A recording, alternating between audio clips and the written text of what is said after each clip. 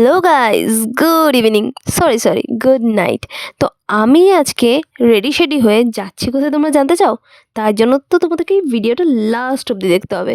তো এখন দেখতেই পাচ্ছ যে আমরা সবাই মিলে প্যাকড হয়ে গাড়ির মধ্যে চলে যাচ্ছি একটা উদ্দেশ্যে। তো উদ্দেশ্যে যেতে থাকি আর তোমরা এই ভিউটা এনজয় করতে থাকো।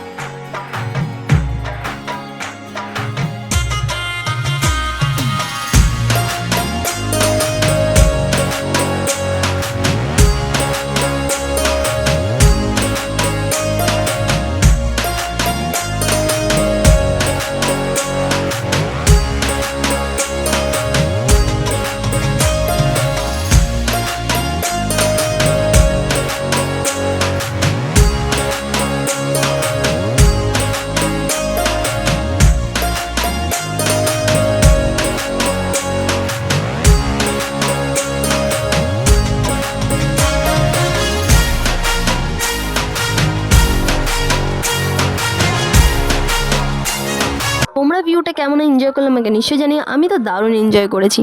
তারপরে আমি চলে আসলাম আমার গন্তব্য স্থানে। তো তোমরা কি বুঝতে পারছো আমি কোথায় যাচ্ছি? দাঁড়াও। আর সাসপেন্স না, এবারে বলেই দিই। আমি যাচ্ছি আমার মামা বাড়িতে। আর এখানে হচ্ছিলো একটা জগদ্ধাত্রী পুজো। এবারে কী ভাবছো আমি জগদ্ধাত্রী পুজো দেখতে গেছি এত রাত্রে? না, আমার মামা বাড়িতে ছিল রাস পূর্ণিমার কীর্তন, ঠিক আছে? তো প্রত্যেক বছর আমার দাদু রাস পূর্ণিমার দিনে কীর্তন দেয়, আর খুব বড় করেই দেয়। এবছর ছিল দুপুরবেলায়, প্রত্যেক বছর রাত্রেবেলা হয়, তাই জন্যই আমাদের রাত্রেবেলা যাওয়া। আর পথে পড়েছিল জগদ্ধাত্রী পূজার প্যান্ডেল, তাই জন্য তোমাদের সাথে শেয়ার করলাম। কেমন লাগলো নিশ্চয়ই বলো। আর আমিও তোমাদের সাথেই প্রথমেই দেখছি জগদ্ধাত্রী পূজায় এবছরে। এর আগে আমার দেখার হয়নি, ভাগ্যে জুটেনি। তো যাই হোক, লাইটিংটা দেখতে দেখতে আমরা পৌঁছে গেছিলাম। তার পরের দিন সকালবেলায় গোপাল এখানে রেডি হয়ে বসেছিল। তারপরে ভোগের রান্না হচ্ছিল ঠাকুরের জন্য। ঘরে তো অল্প করে ঠাকুরের জন্য রান্না হচ্ছিলো, আর বাইরে হচ্ছিলো আমাদের সবার জন্য রান্না, মানে যারা যারা আসবে, আর আমরা তো আছি ঘরের লোক। তারপরে এখানে মা পূর্ণিমা পূজা দিয়ে দিচ্ছিলো, আর এখানে পাঁচালি পড়ছিল। তো আমি এখানে মায়েরও একটা ছোট্ট করে ক্লিপ নিয়ে নিলাম। তারপরে এখানে আমি চলে গেলাম নিজে রেডি হতে, আর নিজে রেডি হয়ে তোমাদের সামনে একটু ক্যাদও মেরে নিলাম। আমাকে কীরকম লাগছে নিশ্চয়ই একটা কমেন্ট করে বলো। তারপরে এখানে হচ্ছিল কীর্তন, আর ওই কীর্তনেরই ভিডিওটা আমি তোমাদের সাথে শেয়ার করলাম। অবভিয়াসলি পুজো বাড়ি তো কীর্তন তো হবে, আর ওইগুলি তো তোমাদের সাথে শেয়ার করতেই হবে, তাই না? তাহলে আর কী শেয়ার করলাম।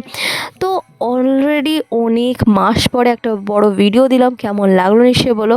আর এই ভিডিওটা আশা করছি তোমাদের সবার ভালো লেগেছে। তো নিশ্চয়ই আমাকে একটা কমেন্ট, আর ভিডিওটা ভালো লাগলে হিউজ থামস আপ দিয়ে। তো ভোগ দর্শন আমিও করে নিচ্ছি, আর তার সাথে তোমরাও করে নাও, ঠিক আছে?